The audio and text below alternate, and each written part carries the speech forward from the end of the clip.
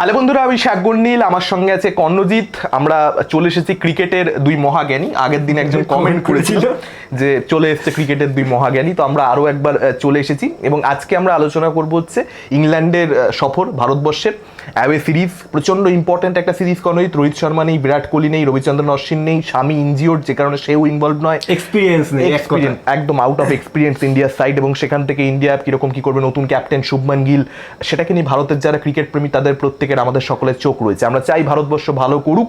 তো first test important test হয় সবসময় যে কোনো অ্যাওয়ে সিরিজে, সেটাকে নিয়ে আজকে আমরা আলোচনা করবো যে প্লেইং 11 কী হওয়া উচিত ভারতবর্ষের। আমার কি ওপিনিয়ন, কর্ণজিতের কি ওপিনিয়ন, কতটা আমরা একমত হতে পারছি, কতটা কন্ট্রাডিকশন আমরা দেখতে পাচ্ছি, এবং তারপর আমরা ডিফারেন্ট অ্যাসপেক্টে যাচ্ছি যে কী কী ক্রুশাল জিনিস হতে চলেছে এই টেস্টের ক্ষেত্রে।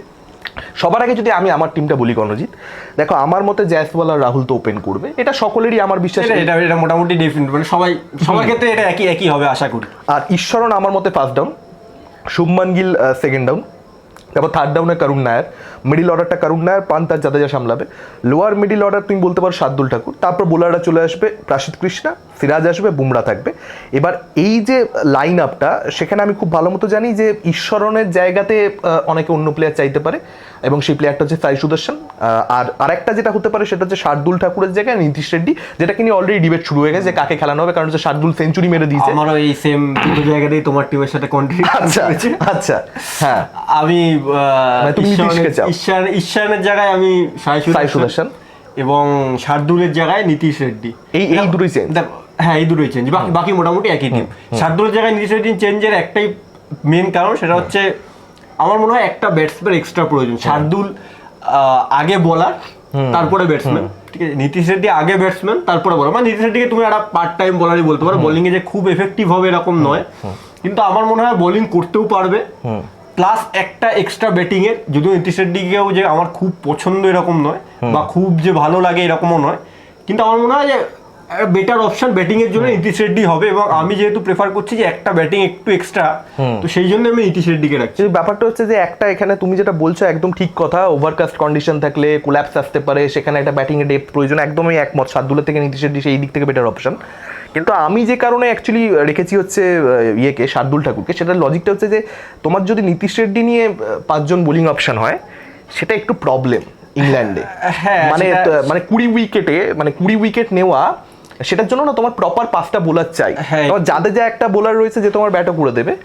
এবার তোমার যারা ব্যাটসম্যান রয়েছে তারা কেউ পার্ট টাইম বোলিং করতে পারে না, কেউই পারে না। এখানে তুমি জয়সওয়াল, রাহুল, ঈশ্বরন, গিল বা সাই সুদর্শন, করুণ নায়ার, পান্ত, এরা কেউ তো তোমার সেই কাজটা করে দেবে না। তো সেখানে একটা প্রবলেম আমার মনে হয় হয়ে যাচ্ছে যে শার্দুল ঠাকুর একটা বেটার, এবং তার কিন্তু ইংল্যান্ডে রেজাল্ট ভালো, সে কিন্তু ক্রুশাল জায়গাতে ব্যাটসম্যান হিসেবেও ডেলিভার করেছে, অনেক জায়গাতে উইকেট দিয়ে দিয়েছে যেখানে ইন্ডিয়ার উইকেট প্রয়োজন। ওটা গোল্ডেন আর্ম শার্দুলের একটা রয়েছে, কিভাবে করে ভগবান জানে, কিন্তু করে দেয়, ডেলিভার, হি ডেলিভার্স। তো সেই জায়গা থেকে আমি শার্দুলকে রেখেছি। বা নীতিশ রেড্ডিকেও দেখো, নীতিশ রেড্ডির পারফরমেন্স ভালো ছিল। আমার মনে হয় মেবি হয়তো শার্দুলকে ওরা রাখবে, মানে আমি নীতিশ রেড্ডি বলে আমার প্রেফারেন্স না, আমার অ্যাকচুয়ালি মনে হচ্ছে নীতিশ রেড্ডিকে রাখবে, কিন্তু আমি শার্দুলকে চাইছি। আমার হচ্ছে নীতিশ রেড্ডিকে কেন রাখবে, তার কারণ হচ্ছে যে এটাও একটা ভেবে দেখবার বিষয় যে অ্যাকচুয়ালি যে কন্ডিশনস পাবে, বিশেষ করে ফার্স্ট টেস্ট হেডিংলিতে হচ্ছে, সেখানে লিডসে আমার মনে হয় না যে সেখানে 5 জন প্রপার বোলার 20 উইকেট তুলতে লাগবে। সেখানে বুমরা, সিরাজ, প্রাসিদ, জাদেজা এনাফ, এই বোলাররাই 20 উইকেট। এমনই কন্ডিশনস থাকবে সেখানে ধর 5টা বোলার, প্রপার বোলার নিয়ে নামার হয়তো প্রয়োজনই পড়লো না সেখানে, বরং ব্যাটিং এর ডেপথটা, কারণ সেখানে ব্যাটিং করা ডিফিকাল্ট হয়। তুমি বলছো ফার্স্ট সেটটা না হলে পরে চেঞ্জেস হতে পারে, কিন্তু ফার্স্ট সেটটা নীতিশ রেড্ডি মেবি দেখতে পেতেও পারি আমরা। তো সেটা আমার কোথাও একটা মনে হচ্ছে। যেটা হার্শ হচ্ছে সেটা হচ্ছে কুলদীপ যাদব, মানে কুলদীপ যাদব থাকা উচিত। কুলদীপের জায়গা নেই, এইটা হচ্ছে বিষয়টা। মানে কুলদীপ হয়তো গোটা ইংল্যান্ড সিরিজেই চান্স পাবে না।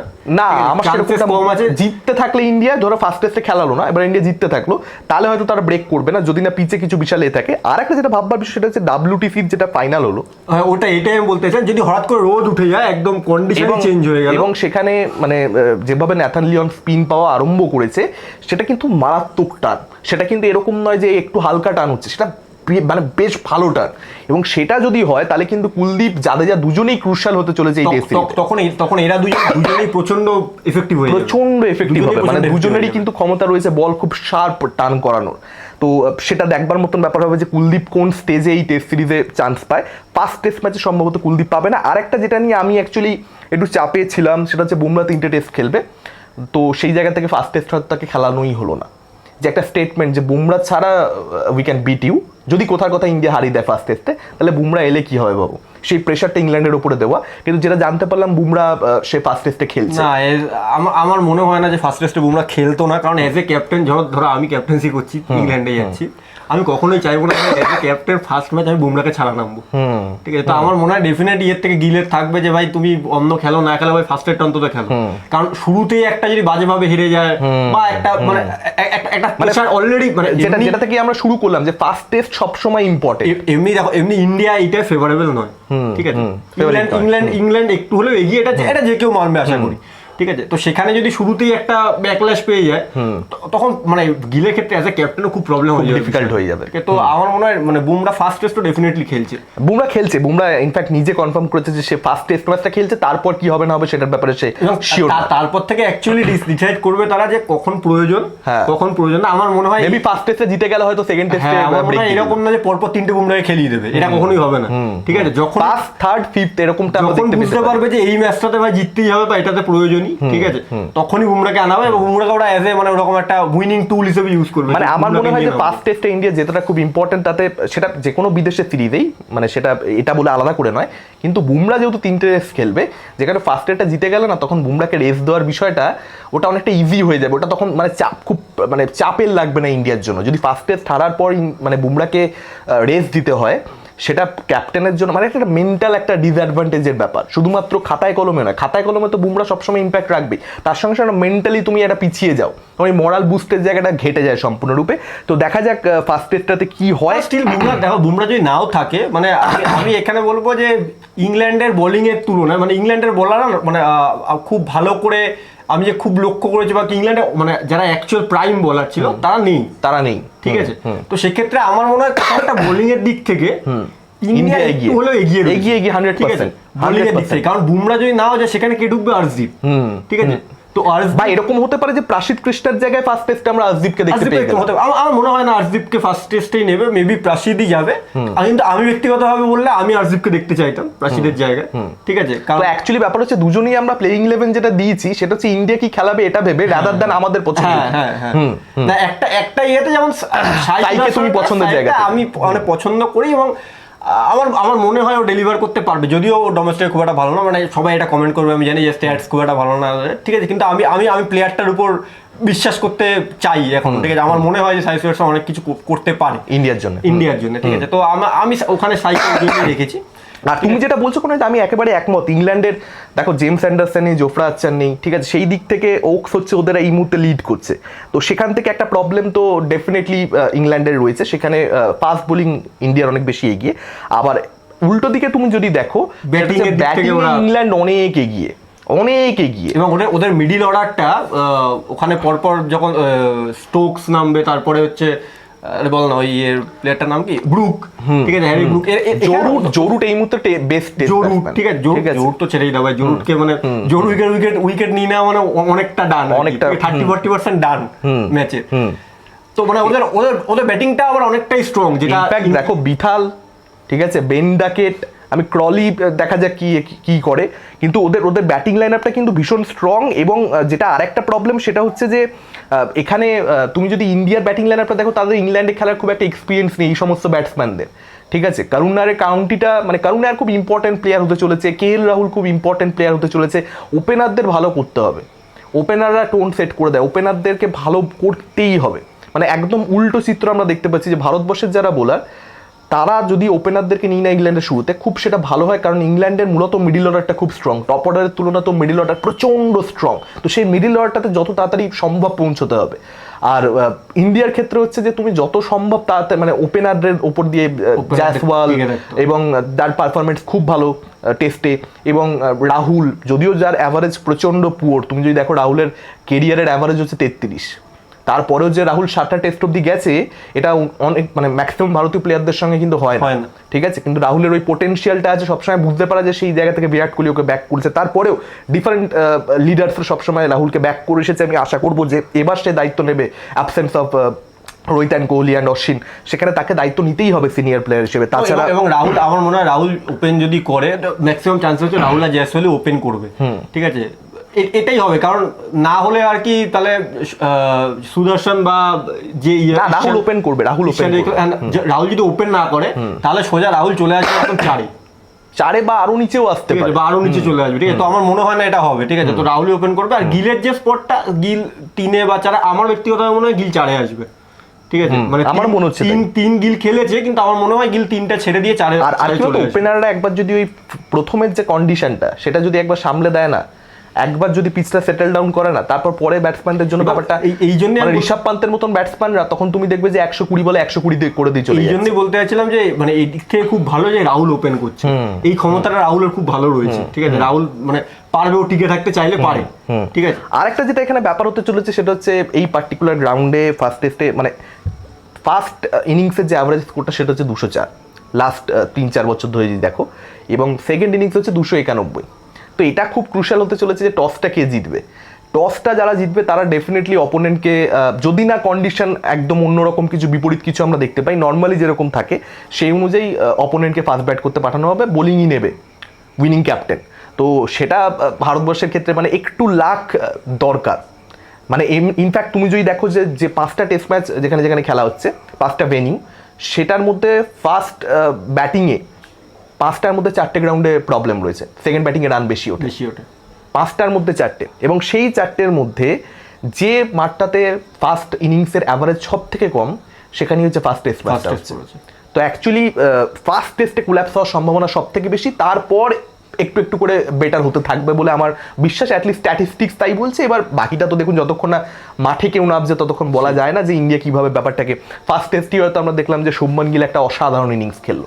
তো আমার মনে হয় যে এটা অনেকটা ডিপেন্ড করছে হচ্ছে যে ইন্ডিয়ার যে ইনএক্সপিরিয়েন্স ব্যাটিং লাইন আপ, তাদের সঙ্গে ব্যাটেলটা হবে ইনএক্সপিরিয়েন্স বোলিং লাইন আপ ইংল্যান্ডের, আর ইন্ডিয়ার যে পোড় খাওয়া বোলিং লাইন আপ তাদের সঙ্গে ইংল্যান্ডের যে পোড় খাওয়া ব্যাটিং লাইন আপ। এইটার একটা এই ব্যাটেলগুলো, এই দুটো ব্যাটেলের মধ্যে একটা ব্যাটেল অ্যাটলিস্ট ইন্ডিয়াকে জিততে হবে।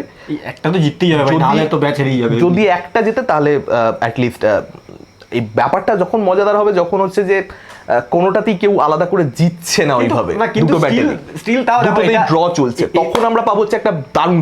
এটা হচ্ছে মানে একরকম আমরা মানে অ্যাজাম্পশন করছি যে এরকম বিষয়টা হবে। মেবি এটাও হতে পারে যে ওদের বোলাররা খুব ভালো করলো, বা এটা হতে পারে যে আমাদের ব্যাটসম্যানরা খুব ভালো করলো, হতেই পারে। এটা হতে পারে, মানে এই একটা দিকও রয়েছে, মানে এটা আমরা ধরে নিচ্ছি যে এইরকম একটা ব্যাটেল হতে চলেছে, এইটা জিততে হবে, কিন্তু এর উল্টো একটা দিকও রয়েছে, সেটা আমি যেটা চাই সেটা হচ্ছে পঞ্চম দিন অব্দি টেস্ট যাক, এটা চতুর্থ দিন সেকেন্ড সেশন থার্ড সেশন অব্দি টেস্ট যাক, এটা প্রচন্ড ডিফিকাল্ট। আমরা WTC ফাইনাল দেখতে পেয়েছি, ওয়ার্ল্ড টেস্ট চ্যাম্পিয়নশিপ। দেখো এখন তুমি যদি WTC ফাইনাল দেখো, এখন না লাস্টের দিকে যখন মার্করাম খেলছিল খুব ফাস্ট রান বানাচ্ছে, এবং এখন এই জিনিসটা হয়ে গেছে। শুধুমাত্র সেটা নয়, তো আরও যেটা এখান থেকে আমরা পরের টপিকে চলে আসবো এই ভিডিওর, সেটা হচ্ছে এই যে বাস বল।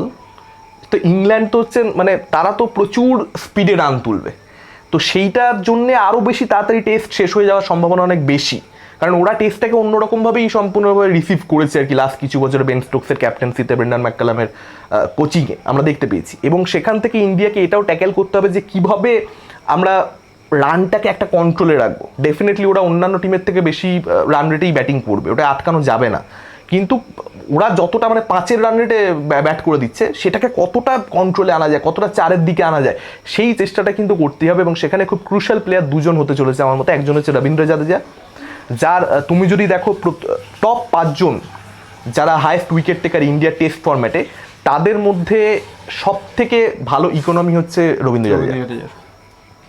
টেস্টে ইকোনমি রবীন্দ্র জাদেজার ভীষণ ভীষণ ভালো, যদি আমি খুব ভুল না হই, যদি তার সব থেকে ভালো না হয় তাহলে সেকেন্ড বেস্ট, সম্ভবত সব থেকে ভালো ইকোনমি যতটা আমার মনে পড়ছে। তো জাদেজা কতটা চেপে বল করতে পারছে এই কন্ডিশনে, এবং কত ওভার বল করতে পারছে, সেটা একটা ইম্পর্টেন্ট ফ্যাক্টর হতে চলেছে। এবং সিরাজ আর স্পেশালি শার্দুল ঠাকুর যদি তাকে খেলানো হয়, বা নীতিশ রেড্ডি যদি তাকে খেলানো হয়, এরা কত ওভার বল করছে এবং এরা কত রান রেটে বল করছে, এটা খুব ইম্পর্টেন্ট। কত ইকোনমি এদের থাকছে, কারণ এদেরকে ইংল্যান্ডের ব্যাটাররা কিন্তু সবার আগে টার্গেট করবে, যে এদেরকে আমরা প্রচুর মানে আর কি মেরে কেলি একদম ফাটিয়ে দেবো। সিরাজ টার্গেট হবে, ঠিক আছে।